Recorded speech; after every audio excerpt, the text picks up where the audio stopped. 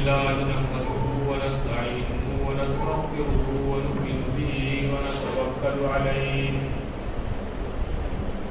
ونعوذ بالله من شرور أنفسنا ومن سيئات أعمالنا من يهده الله فلا مضل له ومن يضلله فلا هادي له ونشهد أن لا إله إلا الله وحده لا شريك له ونشهد أن سيدنا ومولانا محمدا عبده ورسوله الذي أرسل بالحق بشيرا ونذيرا وداعيا إلى الله بإذنه وسراجا منيرا صلى الله تعالى عليه وبارك وسلم تسليما كثيرا كثيرا. ہر قسم کی تمام تعریفیں اس پروردگار عالم کے لیے ہیں جو تمام جہانوں کا پالنے والا ہے، بڑا ہی مہربان، نہایت رحم والا، یوم جزا کا مالک. اے اللہ، ہم سب تیری ہی عبادت کرتے ہیں اور تجھی سے مدد مانگتے ہیں. ہم سب کو سیدھے راستے پر چلائیے، ان لوگوں کے راستے پر جن پر آپ نے انعام فرمایا، اور ان لوگوں کے راستے سے بچائیے جن پر آپ کا غصہ نازل ہوا اور جو گمراہ ہوئے. درود و سلام نازل ہو تمام نبیوں کے امام سلطان الانبیاء آقائے مدنی تاجدار مدینہ جناب محمد رسول اللہ صلی اللہ علیہ وسلم پر، جن کو آپ نے تمام جہانوں کے لیے رحمت بنا کر بھیجا. دوستو بزرگوں، یہ مبارک مجلس مبارک رات میں اور بہت ہی متبرک نسبت پر ہم جڑے ہوئے ہیں. رونق افروز روح پرور منظر ہم نے اپنی آنکھوں سے دیکھا کہ کس طرح اساتذہ نے محنت اور کوشش سے ان بچوں کو تیار کیا، اور بچوں نے اپنے شوق ذوق سے علم دین کو حاصل کیا اور قرآن پاک کو سیکھا. اللہ کا انعام اور احسان ہے کہ اللہ تعالیٰ نے انسانوں کی رہبری کے لیے قرآن مجید کا نزول فرمایا. قرآن مجید نازل ہوا سارے انسانوں کو سیدھا راستہ بتانے کے لیے، اور زندگی کا قانون اس کلام پاک میں سمجھایا گیا کہ اس طرح اپنی زندگی گزارو گے ہمیشہ کے لیے کامیاب رہو گے، دنیا میں بھی باعزت زندگی گزارو گے، مرنے کے بعد ہمیشہ ہمیشہ کی راحتوں میں رہو گے. اس کی تعلیمات سے ہٹ کر اور اس کو ہم مشعل راہ بنائے بغیر رب چاہی زندگی کو چھوڑ کر من چاہی زندگی کو اختیار کریں گے، وہی ہوگا جو آج ہم اپنی آنکھوں سے دنیا کے حالات دیکھ رہے ہیں. غرض دوستو بزرگوں، اللہ تعالیٰ نے اس کلام مجید کو جو نازل فرمایا، خود اللہ پاک ارشاد فرماتے ہیں اِنَّا نَحْنُ نَزَّلْنَا الذِّكْرَ وَإِنَّا لَهُ لَحَافِظُونَ. ہم نے ہی قرآن کو نازل کیا ہے، ہم ہی اس کی حفاظت کرنے والے ہیں. جیسا کہ طالب علم انگریزی زبان میں انہوں نے اسی آیت کی تلاوت کر کر تقریر کی تھی کہ اللہ تعالیٰ نے اس کلام پاک کی حفاظت کی ذمہ داری خود ہی لے رکھا ہے. پوری کائنات کی طاقتیں مل کر، سپر پاور طاقتیں مل کر اپنے علم کے زور پر، مال کے زور پر، حکومت کے زور پر جتنا بھی زور لگا لے، قرآن پاک کا ایک زیر زبر بدل نہیں سکتے.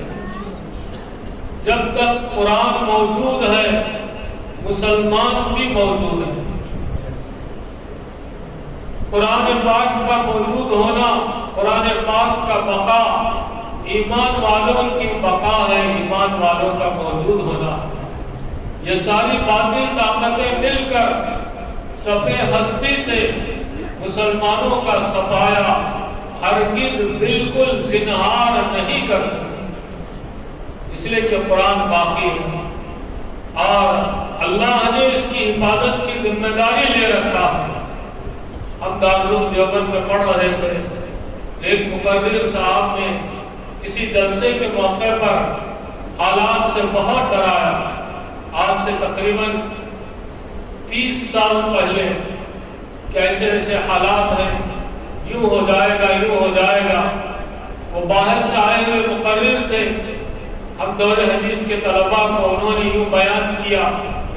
پھر ان کے بیان کے ختم پر دارالعلوم دیوبند کے مفتی، صدر مفتی حضرت مولانا مفتی ظفیر الدین صاحب رحمۃ اللہ علیہ نے بیان کیا، تو ان کے بیان سے سب کی جو ہمتیں پہلی تقریر سے پست ہو گئی تھی، حضرت کے بیان سے سب کی ہمتیں بلند ہو گئی۔ تو حضرت نے یہی فرمایا کہ جب تک قرآن موجود ہے مسلمان بھی باقی ہے، پوری دنیا کی طاقتیں مل کر قرآن پاک کا ایک حرف، ایک زیر زبر بدل نہیں سکتے، اسی طرح مسلمانوں کو صفِ ہستی سے پوری طاقتیں مل کر مٹا نہیں سکتی۔ جلانے اور مارنے والی ذات اللہ کی ہے، یہ اللہ کی قدرت جلیلہ ہے۔ اللہ کی قدرت میں کسی کی ساجھاداری، کسی کا پارٹنرشپ چل نہیں سکتا۔ وہی مارنے والا، وہی جلانے والا ہے۔ یحیی و یمیت، وہ اسی کی صفت ہے، اسی کے قبضہ قدرت میں ہے۔ ہمارے والد صاحب رحمۃ اللہ علیہ لطیفے کے طور پر عموماً فرماتے تھے کہ بمبئی میں ایک آدمی زندگی سے بیزار ہو کر کہ وہ اپنی خودکشی کے لیے اونچی بلڈنگ پر چوتھے مالے پر چڑھ گیا اور سوچا کہ یہاں سے کود کر اپنی جان جھونک دوں۔ زندگی سے بیزار آ گیا تو وہ اوپر چڑھا اور وہاں سے نیچے کودا کہ مر جاؤں، تو جو کودا ہے سڑک پر ایک آدمی چل رہا تھا، اس کے اوپر کود گیا اور جس کے اوپر کودا وہ مر گیا اور یہ اٹھ کر بھاگ گیا۔ وہ مرنا چاہا تو ابھی مر نہیں پایا۔ مارنے والی ذات اللہ کی ہے، وہی جلانے والا ہے، وہی مارنے والا ہے۔ تو غرب دوستوں، بزرگوں، دنیا کے حالات ہماری ہمت کو پست کرنے کے دکھائی دے رہے ہیں، لیکن قرآن مجید کی تعلیم، اس کا سیکھنا سکھانا، پڑھنا پڑھانا، پڑھانے والوں کی جانفشانی، انگریزی، اپنا پسینہ بہا کر بچوں کی عقل کی سطح کو سمجھ کر اور ان کے مزاج کو سمجھ کر ان کے پیچھے محنت کرنا، یہ کوئی آسان کام نہیں ہے۔ اللہ تعالیٰ نے قرآن مجید کی تعلیم کو ذرا سی محنت پر اللہ پاک نے آسان فرمایا ہے، اور آدمی جس عمر میں بھی قرآن کو سیکھے گا اللہ سکھا دیں گے۔ دنیا کا علم ایک عمر کا حصہ گزر جانے کے بعد آدمی سیکھ نہیں سکتا۔ مجھ جیسے آدمی کو لے جا کر LKG میں بیبی سٹنگ میں کوئی بٹھاتا کہ لوگ چھوٹے چھوٹے بچوں، ننھے منوں کے درمیان ایک بڈھے کو لے جا کر بٹھا دیا کہ وہ رائمس سیکھے، اے فار ایپل سیکھے اور فلاں سیکھے، ایسا زنہار نہیں ہو سکتا۔ لیکن قرآن پاک کا علم یہ ہے، 60-70 برس کا آدمی بھی بیٹھ کر قاعدہ بغدادی الف با کی تختی پڑھتا ہے اور پابندی سے اس پر اہتمام سے پڑھ لیتا ہے۔ جس عمر میں بھی پڑھے گا اللہ اس کو سکھا دیں گے۔ یہ قرآن مجید کا معجزہ ہے۔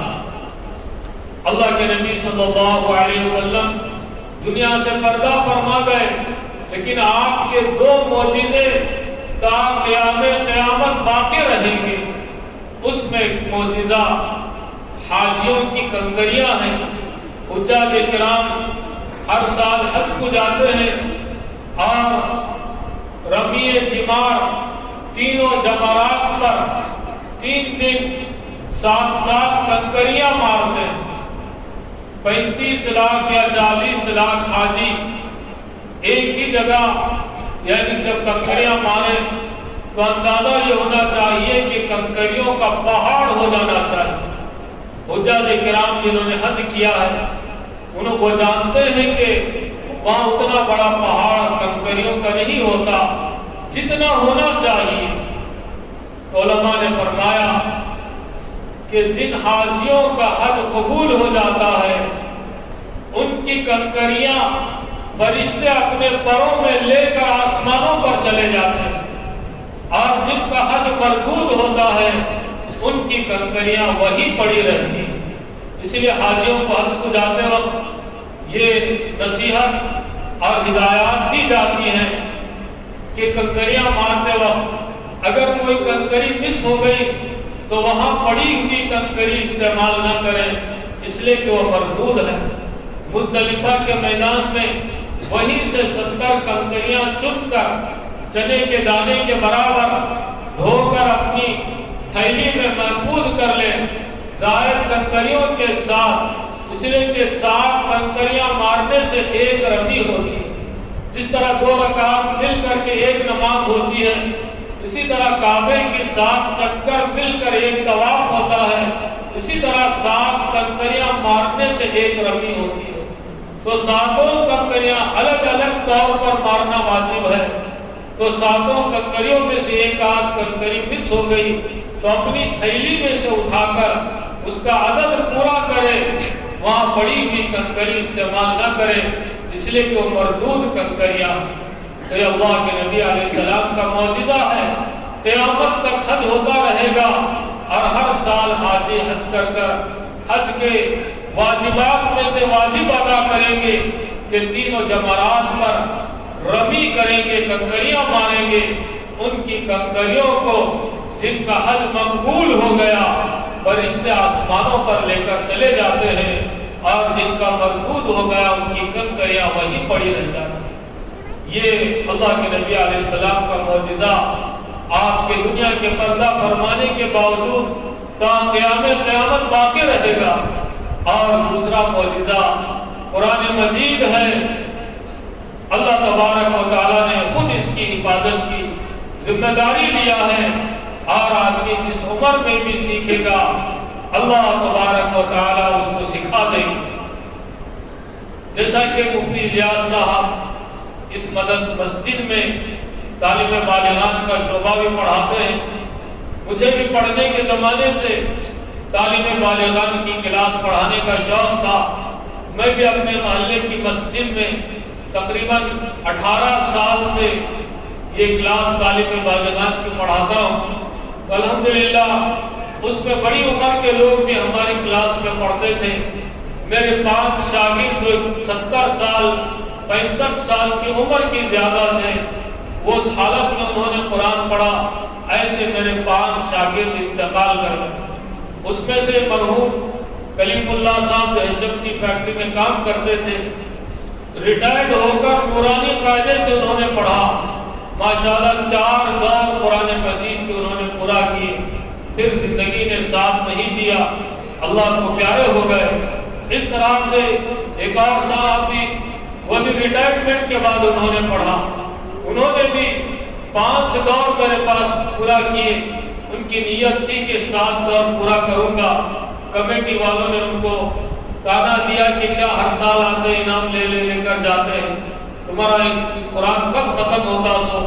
تو حاجی صاحب نے فرمایا میرا قرآن ختم ہو گیا، میں دور کر رہا ہوں، ہر دور کے بعد امتحان ہوتا ہے تو یہاں سے ان کو جلسے میں انعام دیا جاتا ہے، وہ بھی باحیات ہے۔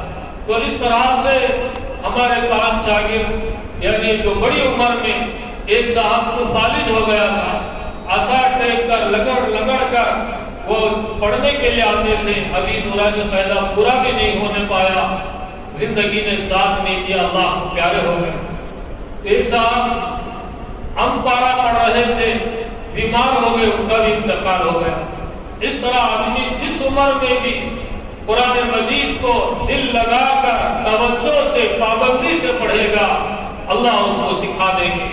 دنیا کے علوم ہر عمر میں سیکھے نہیں جاتے، ہر عمر میں یعنی ان کو پڑھا نہیں جا سکتا اور اس کے پڑھنے کی صلاحیت نہیں ہوتی، لیکن قرآن پاک کا معجزہ ایسا ہے جس عمر میں بھی سیکھو گے اللہ سکھا دیں گے۔ یہ ہمارے لیے ذخیرہ آخرت ہے۔ تو اگر ہم میں سے ہر عمر والے عزائم کریں، ارادہ کریں کہ ہم قرآن کے لیے روزانہ آدھا گھنٹہ 1 گھنٹہ ضرور فارغ کریں گے۔ ہمارے 24 گھنٹوں میں سے کہ ہم اپنے علاقے کے علماء اور حفاظ کی خدمت میں بیٹھ کر ہم ضرور قرآن مجید کے لیے وقت کو فارغ کریں گے کہ تجوید کے ساتھ ہم قرآن کو سیکھیں گے، اس لیے کہ قرآن مجید کی تلاوت کا حق جو ادا ہوگا اس کا پروننسیشن، اس کی حروف کی ادائیگی، اس کا تلفظ صحیح ہونا ضروری ہے۔ کچھ لوگ کنڑا میں اس کا تلفظ لکھ کر قرآن پڑھتے ہیں، کچھ لوگ ہندی میں اور اپنے علاقائی کے زبانوں میں۔ میرے دوستوں، تجوید کا حق ادا نہیں ہو سکتا۔ پہلے ہم چھوٹے تھے، جماعتوں میں چلتے، ہمارے والد جماعتوں میں لے کر جاتے تو اس وقت آواز لگائی جاتی کہ قرآن کے حلقے لگاؤ۔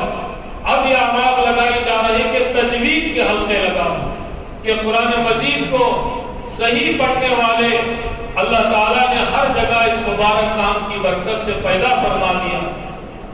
ہر جگہ قرآن مجید کے صحیح پڑھنے والے موجود ہیں، ورنہ ہمارے بچپن میں نورانی قاعدہ تو نہیں تھا، لیکن اس کا رواج نہیں تھا۔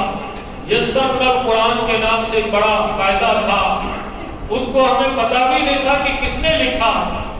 اسکول کے ریٹائرڈ ہیڈ ماسٹر، ٹیچرز اور ریٹائرڈ قسم کے لوگ، بوڑھے اور بوڑھیاں عورتیں، خواتین پڑھاتی تھی، اور بعد میں پتہ چلا تحقیق کرنے کے بعد وہ یسر قرآن جو رجسٹر کے برابر ہوتا تھا وہ قادیانیوں کا لکھا ہوا، اور اسی کو پڑھا جاتا تھا، پڑھایا جاتا تھا، اور اس میں عربی کے زیر زبر کے ساتھ اردو کے الفاظ ہوتے تھے۔ ابھی تک وہ الفاظ ہمیں یاد ہیں، مرغا، مرغئی، جامن، برفی، اس قسم کے الفاظ ہوتے تھے جو ہمیں زیر زبر سکھانے کے لیے وہ یسر القرآن کا قاعدہ پڑھایا جاتا تھا۔ پھر نورانی قاعدہ اس کا رواج شروع ہوا، جو قاعدہ بغدادی اصل تھا اسی کے نہج پر مختلف لوگوں نے جیسا اپنا تجربہ زندگی کا ہوا، علماء کرام نے اپنے اپنے نورانی قاعدے بنائے۔ تو بہرحال عرض کرنے کا مقصد یہ ہے کہ ہم سب ارادہ کریں اور عزم کریں کہ ہم سب جو ہے روزانہ قرآن کے لیے وقت فارغ کریں۔ مرنے سے پہلے ہم ضرور تجوید کے ساتھ قرآن پڑھ کر مریں گے۔ میرے بھائیوں، اللہ تبارک و تعالی ہماری نیت کے بھی بڑے قدردان ہیں اور ہماری کوشش کے بھی بڑے قدردان ہیں۔ یعنی اس نیت اور ارادے سے کہ میں حافظ قرآن بنوں گا، اس عزم کے ساتھ ہم نے نورانی قاعدے کی پہلی تختی پڑھی، الف با تا صحیح کر رہے تھے، اس کے تجوید کو اور اس کے پروننسیشن کو سیکھ رہے تھے۔ اتنا وقت لگ گیا کہ زندگی نے ساتھ نہیں دیا۔ ابھی پہلی تختی ختم ہونے سے پہلے بھی موت واقع ہو گئی۔ نیت تھی حافظ قرآن بننے کی، عمر کی زیادہ ہونے کی وجہ سے پہلی تختی بھی پورا نہیں ہو پائی، موت واقع ہو گئی۔ اللہ پاک اس کوشش کے اتنے قدردان ہیں، محشر میں اللہ تعالیٰ اس کو حافظوں کی صف میں اٹھائے۔ تو میرے بھائیوں، ایمان والے کی نیت، اس کی کوشش کو بھی اللہ تبارک و تعالیٰ ضائع نہیں فرماتے۔ تو ہمیں بھی خود کو بھی جہنم کی آگ سے بچانا ہے، گھر والوں کو بھی جہنم کی آگ سے بچانا ہے۔ ایک دوسرے کے اعمال سے نجات نہیں ہوتی۔ بعض لوگوں سے کہا جاتا ہے کہ حضرت آپ بھی کچھ پڑھ لیں، کچھ صورتیں سیکھ لے، اپنی نماز ٹھیک کر لے، تو وہ بھولے پن سے پتہ نہیں کس وجہ سے کہتے ہیں گھر میں بیکا پڑھ لیتی، قرآن گھر میں بیکا پڑھ لیتی، ہمارا بچہ قرآن پڑھتا ہے۔ بیکا کی وجہ سے ہماری نجات نہیں ہوتی، ہماری وجہ سے بیکا کی نجات نہیں ہوتی۔ اگر ایسا ہونا ہوتا تو دو جلیل القدر پیغمبروں کی بیویاں جہنم میں نہ جاتی۔ حضرت لوط علیہ السلام، حضرت نوح علیہ السلام جلیل القدر پیغمبر تھے اور بیویاں نافرمان تھیں۔ دونوں کا ذکر اللہ نے قرآن میں فرمایا کہ پیغمبر کی پیغمبری ان کی بیویوں کو جہنم کی آگ سے بچا نہیں سکی۔ اسی طرح اگر اولاد کی دینداری سے باپ کی نجات ہوتی تو حضرت ابراہیم علیہ السلام کا باپ آزر جہنم میں نہ جاتا۔ اسی طرح باپ کی دینداری بیٹے کو بچاتی تو حضرت نوح علیہ السلام کا بیٹا جہنم میں نہ جاتا۔ اسی لیے بعض موقع پر اللہ کے نبی علیہ السلام نے اپنی لاڈلی بیٹی سیدہ فاطمہ رضی اللہ عنہا سے فرمایا، بیٹی اس گھمنڈ میں نہیں رہنا کہ تو نبی کی بیٹی ہے، بیٹی عمل کر، عمل کر، عمل ہی نجات دلانے والا۔ کسی موقع پر آپ نے اپنی پھوپھی اور بیٹی دونوں سے فرمایا، اے رسول اللہ کی بیٹی فاطمہ، اے رسول اللہ کی بیٹی پھوپھی صفیہ، اعملا لا اغنی عنکما من اللہ شیئا، تم دونوں اپنے لیے کچھ کر لو، میں تم کو خدا کی پکڑ سے بچا نہیں سکتا۔ ہر ایک کو اپنی اپنی آخرت کی تیاری کرنا ہے۔ ہر ایک اکیلا آیا ہے، اکیلا ہی جائے گا۔ ہر ایک کو اپنے ایمان اور اعمال کی حفاظت کرنا ہے۔ اس لیے اپنے بچوں کو بھی تعلیم دلانا کہ میرے مرنے سے پہلے میرا بچہ دین کی تعلیم سے اتنا آراستہ پیراستہ ہو جائے، اتنے احکامات سیکھ لے، میں مروں تو میرے جنازے کی نماز میرا بیٹا پڑھا۔ اتنا قابل بنا کر علم والی اولاد کو چھوڑ کر ہمیں مرنا ہے۔ کیا ایسا نہ ہو کہ پرایا آدمی جنازے کی نماز پڑھا دے گا، لیکن جس توجہ سے باپ کا جنازہ بیٹا پڑھا سکتا ہے، جس درد اور دکھ کے ساتھ، جس توجہ کے ساتھ باپ کا جنازہ بیٹا پڑھا سکتا ہے، اس توجہ سے پرایا آدمی نہیں پڑھا سکتا۔ وہ اپنی ڈیوٹی پورا کریں گے، وہ دل کی کیفیت پیدا نہیں ہوگی۔ اس لیے اپنی اولاد کو مالدار بنانے سے زیادہ دیندار بنانے کی ہمیں فکر کرنا۔ مال مقدر کا مل کر رہے گا اور جتنا اللہ نے تقدیر میں لکھا ہے ان کی کوششوں کو ذریعہ بنا کر اللہ تعالیٰ مقدر کی روزی ضرور دے دیں گے۔ لیکن دین کے لیے محنت شرط ہے، طلب شرط ہے، کوششیں شرط ہے۔ اس طلب پر اور اس عزم پر، اس کوشش پر اللہ تبارک و تعالیٰ ترقی عطا کریں گے۔ پھر مدارس اسلامیہ میں ان مکاتب کے اندر یہ چھوٹے چھوٹے معصوم بچے یعنی قرآن پاک کو سیکھتے ہیں اور ماں باپ کے لیے آخرت کا ذخیرہ بنتے ہیں۔ آپ نے دیکھا، ہم نے سب بیٹھ کر سنا کہ چھوٹے چھوٹے معصوم بچوں نے اپنی معصوم زبانوں سے قرآن پاک کی چھوٹی صورتیں بھی سنائی اور طویل لمبی صورتیں بھی بچوں نے یاد کی ہے۔ یہ وہ قرآن ہے جس کو اللہ تبارک و تعالی نے آسمانوں پر پیش کیا اور پہاڑوں پر پیش کیا، زمین پر پیش کیا۔ ایسی بڑی بڑی مخلوقات نے اللہ کے کلام کو برداشت کرنے سے، تحمل کرنے سے انکار کر دیا اور کہہ دیا کہ ہم اس تیرے کلام کے جلال کو ہم برداشت نہیں کر سکتے۔ لیکن انسان کے کمزور دل نے وَحَمَلَهَا الْإِنسَانُ، انسان کے دل نے اللہ کے کلام کے بوجھ کو اٹھا لیا۔ مسلمانوں کے چھوٹے چھوٹے معصوم نابالغ بچے، نوعمر بچے اللہ کے کلام کو پورے کا پورا 666 آیتیں اپنے قلب میں محفوظ کر لیتے ہیں اور تراویح میں ہمیں پڑھ کر سناتے ہیں. یہ اللہ کے کلام کا معجزہ ہے کہ اس کلام کو معصوم بچے یاد کر لیتے ہیں. اسی طرح حضور پاک علیہ الصلوۃ والسلام سے لے کر اب تک سینہ بہ سینہ قرآن مجید کے حفاظ چلے آ رہے ہیں. قیامت تک یہ بچے حفظ کرتے رہیں گے. اساتذہ طلباء کو یاد دلاتے رہیں گے. سیکھنے سکھانے کا یہ سلسلہ قیامت تک باقی رہے گا. قرآن باقی رہے گا اور مسلمان باقی رہے گا.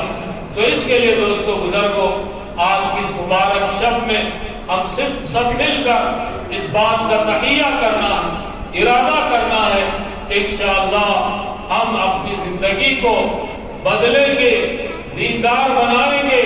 اللہ کے فرامین پر رسول پاک صلی اللہ علیہ وسلم کی سنت اور شریعت پر اپنی زندگی کو ڈھالیں گے. میرے بھائیوں، یہ باطل کا تسلط، باطل کا کنٹرول، باطل کا زور ایمان والوں پر کب تک چلے گا؟ جب تک باطل کے طریقے ہماری زندگیوں میں رہیں گے. جس دن ہماری زندگیوں سے بے ایمانوں کے طریقے نکل جائیں گے، اسی دن اللہ پاک اس امت کی ذلت کو عزت سے بدل دیں گے، اس امت کی ناکامی کو کامیابی سے بدل دیں گے. حدیث شریف میں آپ علیہ السلام نے ارشاد فرمایا، من احیا سنتی اکرمہ اللہ باربع خصال، جو میری سنت کو زندہ کرے گا اللہ انہیں 4 چیزوں سے اکرام فرمائیں گے. 4 صفات اللہ پاک ان کو عطا فرمائیں گے. سب سے پہلا انعام، سب سے پہلا اکرام، المحبت فی قلوب البررہ، نیک صالح لوگوں کے دلوں میں، اللہ والے صلحاء علماء کے دلوں میں متبع سنت کی محبت کو اللہ ڈال دیں گے. اللہ والے اس کو چاہنے لگیں گے اور اللہ والوں کا وہ عزیز بن جائے گا. دوسرا انعام، والہیبۃ فی قلوب الفجر، فاجر اور کافر کے دل میں ایمان والے کا رعب اور اس کا دبدبا، اس کا خوف اللہ اس کے دل میں پیدا کر دیں گے. یہ سنت کی برکت ہے. دنیا والے کانپیں گے اور اس کو دیکھ کر لرز جائیں گے، جس کی مثال صحابہ کرام کی ہے. صحابہ کو دیکھ کر بڑے بڑے نامور رستم بھی کانپ جاتے تھے، اپنے شاہی تخت پر بیٹھ کر لرز جاتے تھے. یہ صحابہ کرام امت کی پہلی صف، انہوں نے کامل اتباع کر کر تا قیامت آنے والے سارے انسانوں کے لیے صحابہ کی جماعت مشعل راہ بن گئی. یہ نمونہ بن گئے، یہ پیٹرن بن گئے. انہی کے جیسی لائف اسٹائل ہماری بھی ہو جائے، ہماری زندگی بھی اس کو اسی پر ڈھل جائے تو اللہ پاک ہمیں بھی انعام دیں گے کہ اس دور کے اندر اس کی ضرورت ہے. دنیا والے اپنی طاقتوں سے ایمان والوں کو ڈرا رہے ہیں. ایمان والے اللہ کے نبی کا دامن پکڑ کر اللہ کے نبی علیہ السلام کی کامل اتباع سے لوگ خوف زدہ ہوں گے. ان کے دلوں میں اللہ پاک ایمان والوں کا رعب ڈال دے. اور تیسرا انعام، والسعۃ فی الرزق، اللہ تبارک و تعالی رزق میں وسعت دیں گے، رزق میں برکت عطا کریں گے. جو ہم میں سے ہر ایک انسان چاہتا ہے کہ میرے رزق میں برکت ہو جائے، اللہ اس کی مقدر کی روزی کو کم وقت میں، کم محنت میں برکت والی بنا کر آسانی سے اللہ پاک اس کو عطا کریں گے. چوتھا انعام، والثقۃ فی الدین، دین میں اللہ تبارک و تعالی مضبوطی عطا کریں گے. ایسا نہیں کہ حالات کے بگاڑ پر احکامات کو توڑ دیا ہو، جیسا کہ ہمارا حال ہے. حال بدل جاتا ہے، ہم سے حکم ٹوٹ جاتا، اس لیے کہ ہم نے اپنے دل کی تربیت نہیں کی، اپنے آپ کو اعمال کے تربیت کے نظام میں نہیں چلایا اور اپنے آپ کو ایمان کے سیکھنے میں اپنے آپ کو نہیں لگایا، جس کی وجہ سے ہمارا ایمان اتنا کمزور ہے، حالات بدل جاتے ہیں تو احکامات ٹوٹ جاتے ہیں۔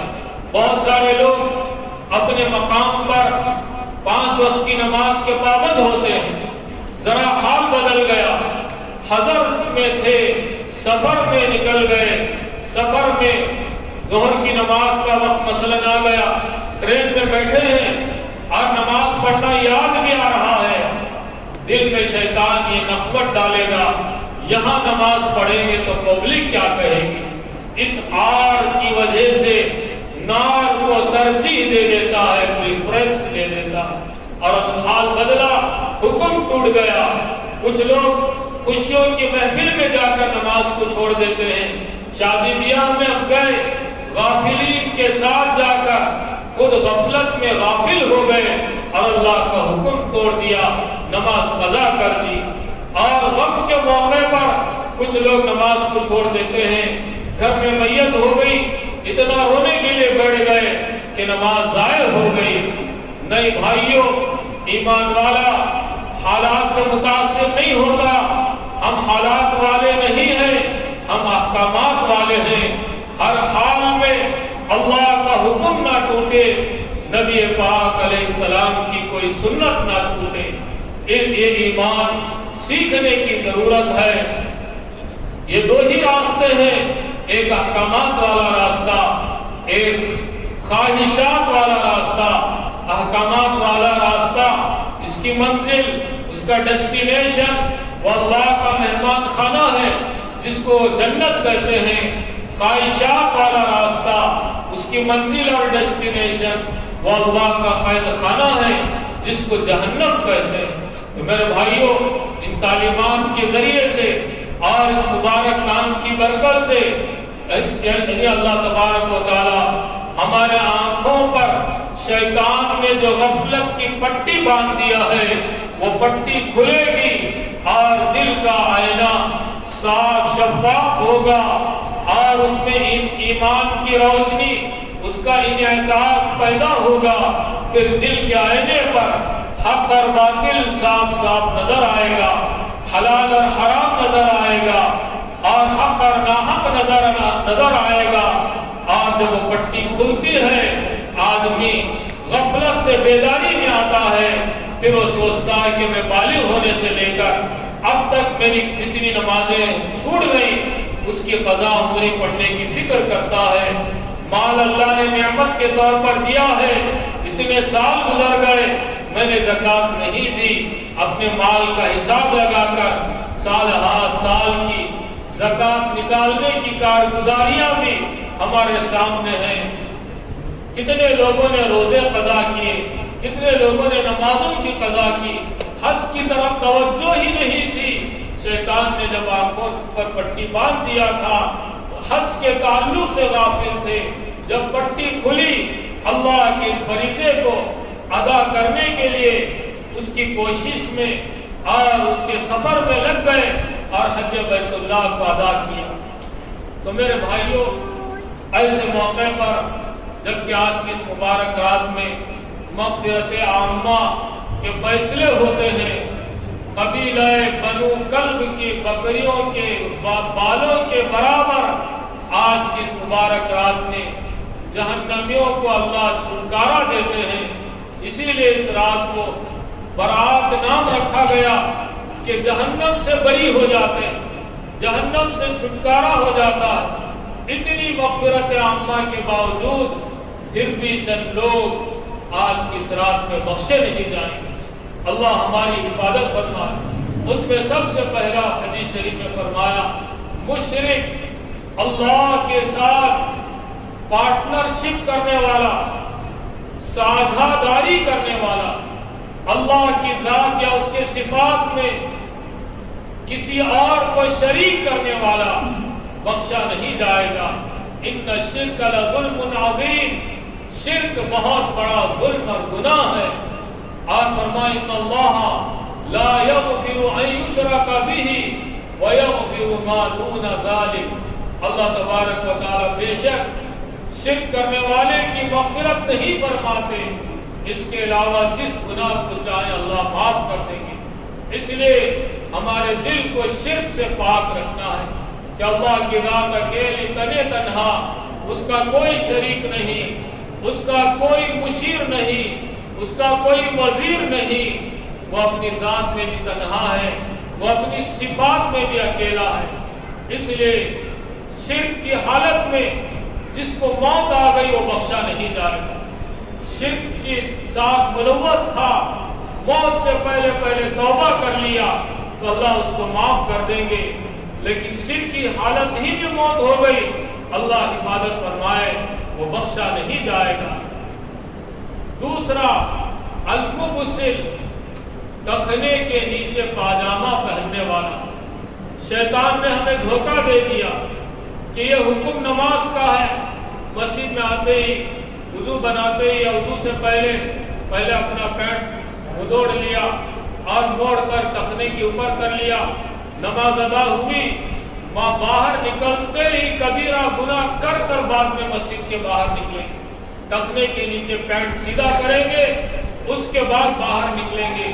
شیطان نے دھوکہ دے دیا، یہ نماز کے احکامات میں سے ہے نہیں، یہ 24 گھنٹے کا حکم ہے کہ ہمارا پینٹ، ہمارا پاجامہ ٹخنے کے اوپر رہے۔ ہم مدرسے میں پڑھتے تھے، بخاری شریف کے سبق میں ہمارے استاد حضرت مولانا مفتی اشرف علی صاحب رحمت اللہ علیہ نے فرمایا کہ 2 گناہ ایسے ہیں جس کو 24 گھنٹے ہمارے نامہ اعمال میں فرشتے کبیرہ گناہ لکھتے رہتے ہیں، باقی گناہ ایسے نہیں ہیں، جس وقت وہ گناہ کرے گا اس وقت کا گناہ لکھا جائے گا۔ اب میں نے جھوٹ بولا تو 11:05 پر اس وقت کا جھوٹ لکھا جائے گا۔ ایسا ظلم نہیں ہوگا کہ 24 گھنٹے میرے نامہ اعمال میں جھوٹ لکھا جائے، لیکن 2 گناہ ایسے ہیں ہر لمحہ ہمارے نامہ اعمال میں فرشتے کبیرہ گناہ لکھتے رہتے ہیں۔ حضرت نے فرمایا اس میں سے ایک گناہ ٹخنے کے نیچے پاجامہ لٹکانا، جب تک وہ ہمارے یعنی ٹخنے کے نیچے رہے گا اس وقت ہر منٹ فرشتے کبیرہ گناہ ہمارے نامہ اعمال میں لکھتے رہیں گے۔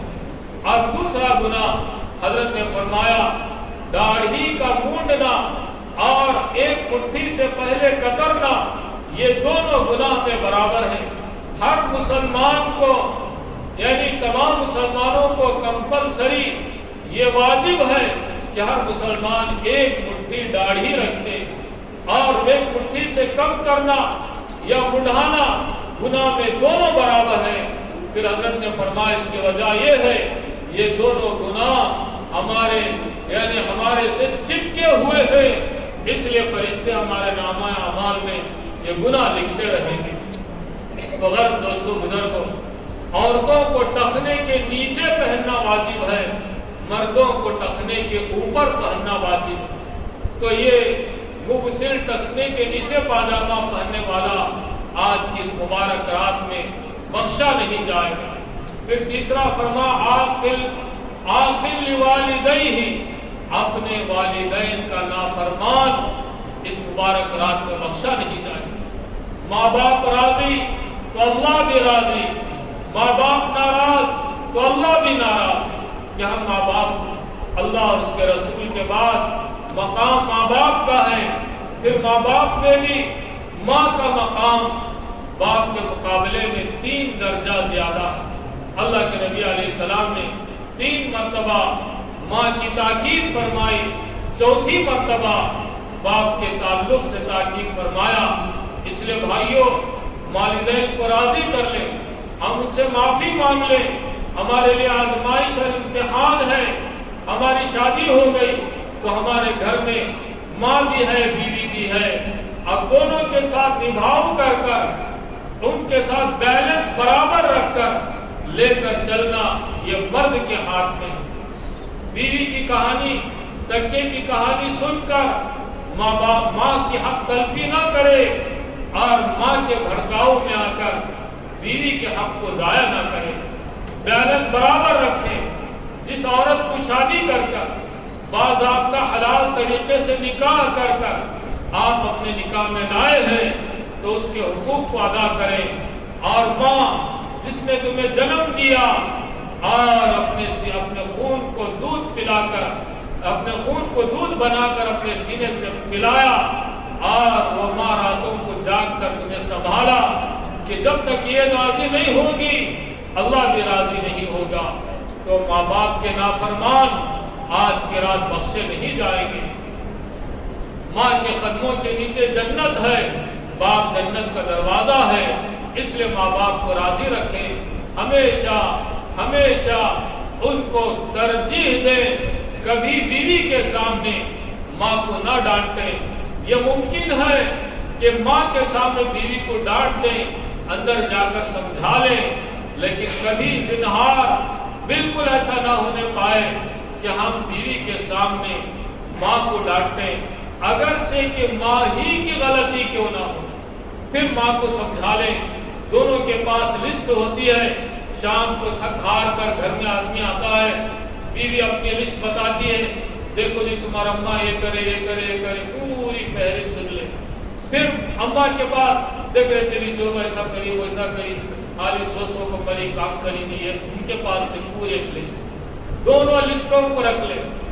دونوں لسٹ رکھ کر پہلے اماں سے کہے، اماں جان ضرور یہ غلطی ان سے ہوئی ہے، آئندہ سے غلطی ہونے نہیں دیتا، آئندہ سے ان کو سمجھا کر یہ غلطیاں ہونے نہیں دیتا. اس طرح سے اماں کو سمجھا کر ان کے ادب کے دائرے میں رہ کر ذرا بھی ان کی گستاخی نہ کرے. ہمیشہ ماں کو راضی رکھنے کی کوشش کرے. اور بیوی کو بھی سمجھا دے کہ ان کی عمر زیادہ ہو گئی، عمر کا تقاضا ہے، چڑچڑاپن آ جاتا ہے، چھوڑو تمہیں بھی میں اچھے ہی نہیں کیا، خوش ہے نہیں کیا. اس طرح سے اپنی بیوی کو سمجھا کر بیلنس برابر رکھ لے. اس طرح سے ماں باپ کے حقوق کو ادا کر کر اپنی اس آزمائش میں ہمیں کامیاب ہونا، اور اس آزمائش میں کامیاب ہو کر اس رات میں ہمیں بھی بخشش کا کچھ حصہ مل جائے. تو ماں باپ کا نافرمان اس رات میں بخشا نہیں جائے گا. اسی طرح مدمن الخمر، شراب میں مست رہنے والا، نشہ آور چیزوں میں مخمور رہنے والا، صرف شراب ہی نہیں، اس سے کنیکٹڈ چیزیں، اس کے متعلق چیزیں جتنے بھی نشہ پیدا کرتی ہیں، کہ نشہ آنے کے لیے کھانسی کی پوری باٹل مار لیا، میڈیکل میں جا کر کھانسی کی دوا لیا، پوری باٹل، 1 ڈھکن 2 ڈھکن پینا، اس میں 1 ملی پینا، 5 ملی، پورا باٹل اتار لیا تاکہ جو ہے سر چکرانے لگے اور نشے کا مزہ آنے لگے. یہ بھی اس میں داخل ہے. اور سونگنے کی چیزیں استعمال کیا، سونگ کر اپنے غم کو بھلاتا ہے اور اپنے عشق کو بڑھاتا ہے، یہ بھی اس میں داخل ہے. اور انجیکشنز لیتے ہیں، نشے کی انجیکشن، ڈرگس لیتے ہیں. یہ ساری چیزیں نشہ اور چیزیں، کھانے کی، سننے کی، چبانے کی، یہ ساری چیزیں جو ہے اس کے اندر مدمن الخمر کے اندر شامل ہے. شراب میں یعنی نشے میں مست رہنے والا اس رات بخشا نہیں جائے گا. امت کا ایک بڑا طبقہ، اگر ہم ان بچوں کو، ان نوجوانوں کو ان مدارس سے منسلک نہیں کریں گے، نو عمر بچے سونگنے میں اور چبانے میں، پھونکنے میں، تھوکنے میں مصروف ہو کر اپنی جوانیاں برباد کر رہے ہیں. ان نشہ اور چیزوں کے استعمال کرنے کا کیا نقصان یہ ہوگا کہ وہ نوعمر بچے شادی کے لائق نہیں رہے. اس لیے ان مدارس میں ان نوجوانوں کو، نوعمر بچوں کو، لڑکیوں کو، سب کو داخل کرا کر علم کے زیور سے آراستہ کر کر ان کو مالدار بنانے سے زیادہ دیندار بنانے کی فکر کرنا. اسی طرح آج کی اس مبارک رات میں کینہ پرور، اپنے سینے میں کینہ رکھنے والا، جیسا کہ فارسی میں کہتے ہیں پاکست آن سینہ کے از کینہ، مبارک است آن سینہ کے از کینہ پاکست. مبارک ہے وہ سینہ جو کینے سے پاک ہو. اپنے مسلمان بھائی کے بارے میں ذرا برابر بھی حسد، حقد، بغض، جلن اپنے مسلمان بھائی کے تعلق سے نہ رکھیں. اپنی عبادت کو اللہ کے ہاں قبول کرانا ہے، آج کی رات بخشش کرانا ہے، تو اپنے سینے کو کینے سے پاک رکھنا ضروری ہے۔ اس لیے آج کی اس رات کے بارے میں فرمایا کینہ پرور، دل میں کینے کو پالنے والا، مسلمان بھائی سے بغض اور عداوت اور حسد رکھنے والا آج کی اس رات بخشا نہیں جائے گا۔ اور چھٹا آدمی صلہ رحمی سے عاری ہے، رشتہ ناطے کو کاٹنے والا، اپنے کزن سے، ددیالی رشتہ داروں سے، ننیالی رشتہ داروں سے، سسرالی رشتہ داروں سے اپنا چھٹاؤ رکھا ہے، ان سے کھٹی لے لیا، یہاں تک کہ بعض لوگ قسم کھا لیتے ہیں کہ میرے کفن پر اس کی چھاؤں بھی نہیں پڑنا، میرے جنازے پر اس کا سایہ بھی نہیں پڑنا، میں مروں تو میرا چہرہ بھی یہ نہ دیکھنا۔ اس طرح کی قسمیں کھا کر رشتہ داری کو کاٹ لینے والے آج کے رات بخشے نہیں جائیں گے۔ دنیا کے معاملات ہی میں ہوتا ہے یا حسد کی بنیاد ہوتی ہے، جائیداد کی تقسیم میں اور مال یعنی میراث کی تقسیم میں اور دیگر چیزوں میں حسد کی بنیاد پر رشتہ داروں سے جھگڑا ہوتا ہے۔ یہ دنیا کی چیزیں ہیں، ہمیں ان سے معافی تلافی کر رشتہ داری کو باقی رکھنا ہے تاکہ ہمارا عمل اللہ کے ہاں مقبول ہو، آج کی اس رات میں ہماری ضبط کی مغفرت ہو جائے۔ اس کے لیے بھائیوں دوستو آپ کا زیادہ وقت دینا مناسب نہیں، اس لیے کہ عبادت کی رات ہے۔ اس عبادت کی رات میں اس رات کے لیے کوئی متعین عبادت نہیں ہے، ہم جو چاہے عبادت کریں، نماز پڑھیں، رمضہ قیام کریں، تلاوت کریں، درود پڑھیں، استغفار پڑھیں، قضا عمری کی نمازیں پڑھیں، جو بھی چاہے عبادت کریں اور دعا بھی کریں۔ اس وقت ساری امت کے لیے، امت کے حالات کے سدھار کے لیے ہمیں خوب اللہ سے مانگنا ہے اور اللہ سے گڑ گڑا کر ہماری بخشش کروانا ہے، پوری امت کی بخشش کروانا ہے۔ اللہ ہم سب کو عمل کی توفیق عطا فرمائے۔ وآخر دعوانا الحمدللہ رب العالمین۔